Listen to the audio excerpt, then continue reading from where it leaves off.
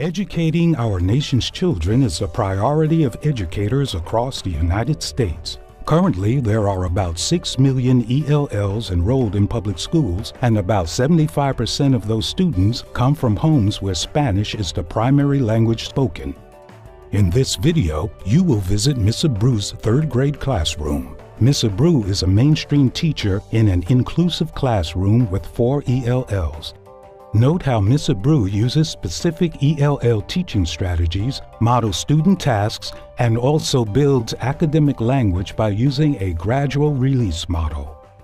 I'm Sasha Abreu, and I teach third grade at this school, which is a multicultural school, very diverse school. I've been teaching for 8 years, and I'm fluent in English and Spanish, and I know a little bit of French and Portuguese. So in this particular class, I have 4 language learners. One is from Nigeria, and they just arrived to the United States in August.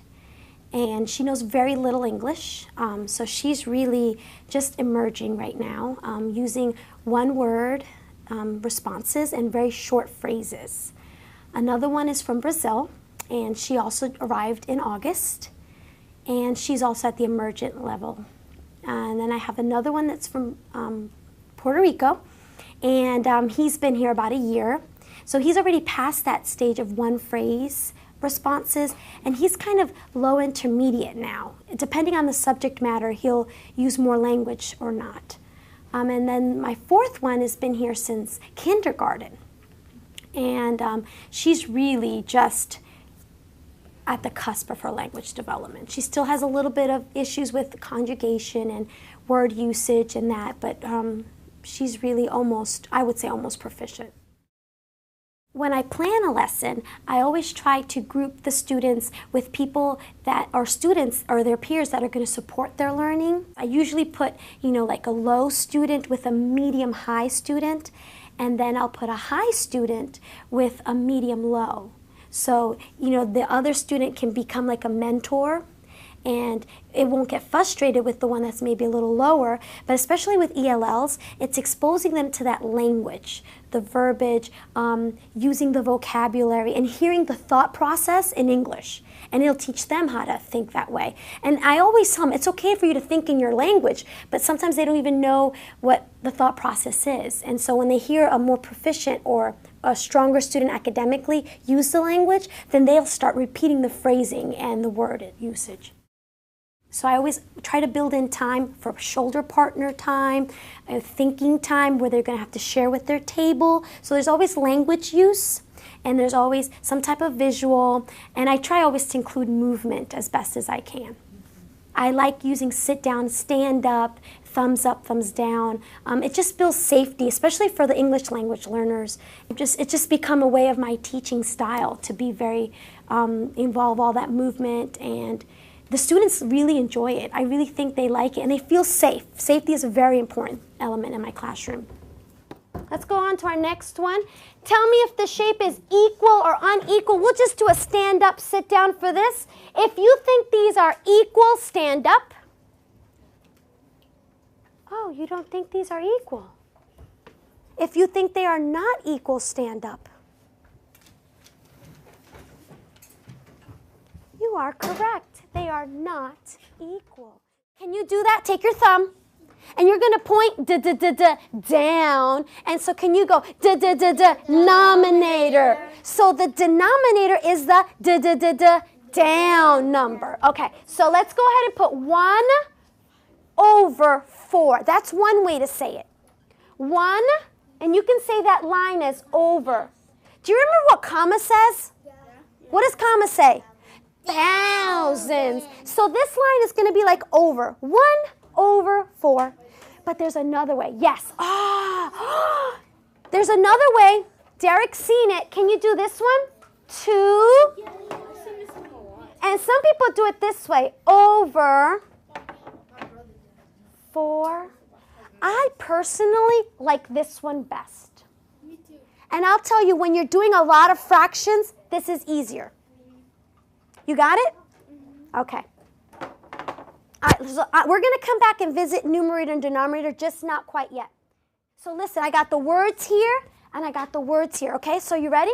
You know my singing isn't great, okay? So, a fraction is a part of a whole. A fraction is a part of a whole.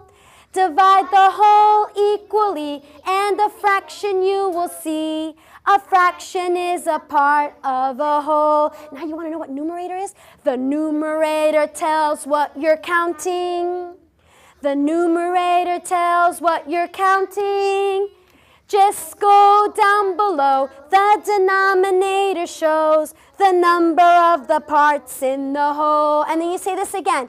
Just go down below. The denominator shows the number of the parts in the whole. Can I get a thumbs up if you approve? I worked hard on that.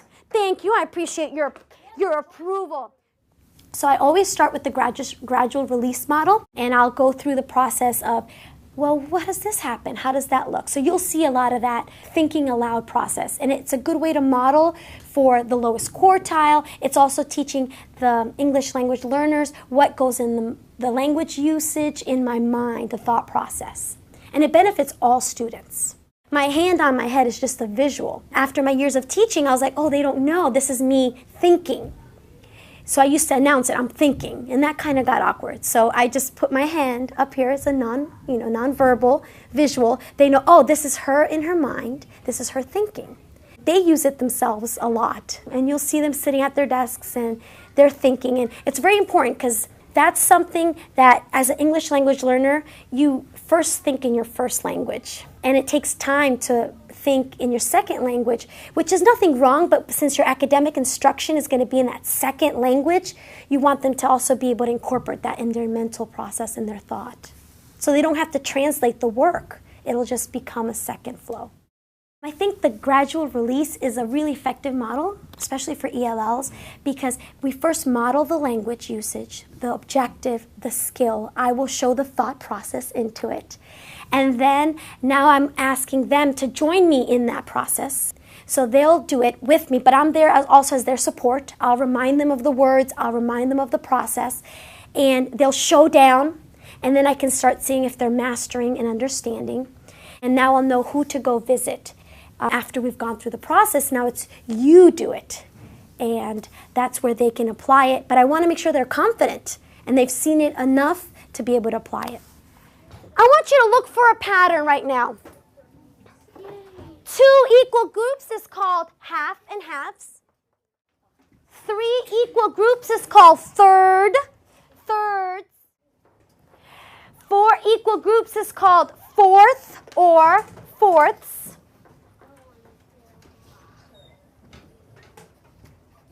And these are not exactly perfect, but they're as best as I can on your board.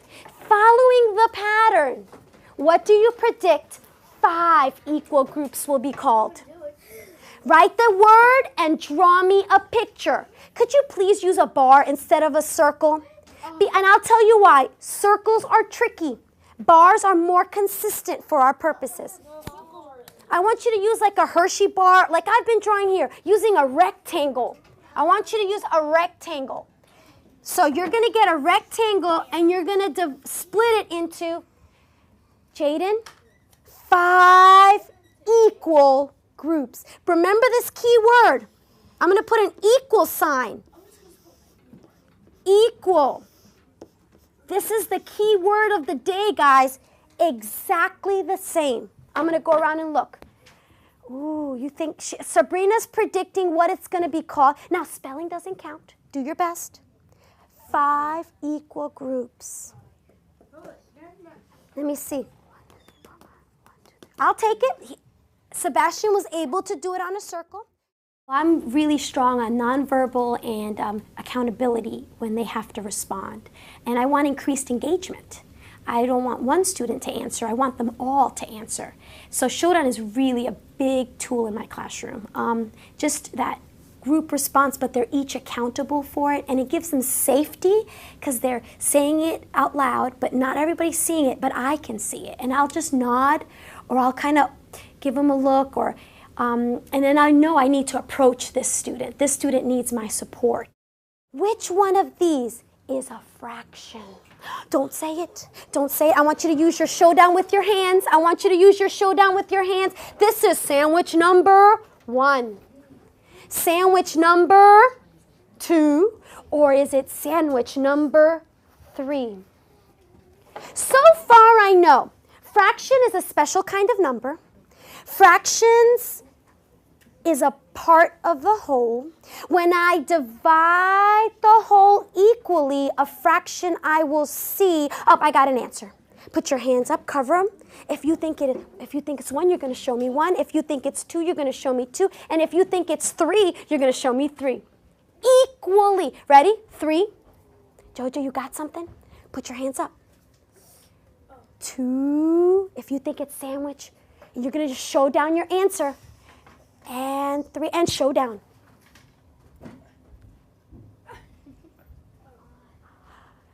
Oh, you guys are the bomb. You're correct. This is a correct fraction. Very good. Could you give yourself a pat on the back? If I was just thinking about my native language learners, I wouldn't have focused so much on equal and unequal. As a teacher, I would hope that they already have that knowledge of that prefix. It's taught early in earlier grades, and it's kind of daily language. But with your ELLs, things that are daily language aren't daily language for them at home. They're not really exposed to that vocabulary. And if they don't know those basic terms, then the whole concept is lost. What I would tell a teacher to do when you have ELLs in your classroom is to plan ahead. Look at the lesson, look at the objective, and pick one small thing that you want that student to master. Take it one step at a time, a small piece at a time, so you don't overwhelm yourself or overwhelm the student with many language objectives. So pick something that you think is obtainable, and that's going to really be a key part in building the foundation for your really broader objective, which is mastering that particular skill. When you're planning for an English language learner, you should also think about their confidence in the subject matter. Some students also, even their background knowledge, their education in their previous countries or places of origin, that's all going to influence how they're going to interact and even academically try to succeed in your class. I always try to investigate and find out how much schooling they received, even were they successful in their first language. That's going to tell me how much foundation I need to give them. You might have a student that's really confident in math because they know their times table, they know their addition facts. So you can maybe challenge them more because they're already confident in that subject matter. You might have a student that did not have a good foundation, so you might have to set a smaller goal for them in terms of the language, even the academic task. Another thing that I take into account when I think about my English language learners is that I would tell a teacher not to assume they don't know anything. They come with actually very enriched backgrounds, culturally, academically, and in their languages. Find out how much they know, and then think of them not as blank slates, but as building blocks. So what they have, you can build upon it. And they learn so quick, and they're so eager. I love English language learners because they really want to succeed. They're the ones that are going to work double. They really are. They want to be successful, they want to express themselves and kind of become a part of the group and no longer the English language learner, but I'm a member of your class as well. If a parent doesn't speak English and they do speak Spanish, then I'll very carefully address them and ask them if it's okay that I use Spanish. The parents don't always want to be spoken to in their native language. They want that opportunity to practice themselves. They don't want you to assume that they don't know anything, and that's really important. I usually try to find someone who does speak the language and can help me translate. We shouldn't assume the same thing with the parents, that they don't know anything. And when you break it into pieces for them, and this is what I want for your child, just one thing, a few things, and then we build up. They want their child to succeed here as well. I always tell parents, you're the expert on your child, and so teach me how to teach them. Well, I chose to become a teacher has to do a lot with being an ELL. When I came to the United States, I was exposed to both languages, English and Spanish, and I was exposed to a third language. So when I came to school, I realized that success was obtained by mastering the language, but also the culture. because I was exposed to many cultures and many languages. I had to really focus. And what really brought me success was knowing the culture of power. And I wanted all students to have that. As you reflect on what you have just seen in Ms. Abreu's classroom, can you answer the following questions? How does she demonstrate the Think Aloud strategy with her ELLs, and why is it important? What is a gradual release model, and how does Ms. Abreu use this strategy in the teaching of ELLs? What advice does Ms. Abreu give new teachers of ELLs when planning a lesson? How does Ms. Abreu communicate with parents? What role does Spanish play in her teaching?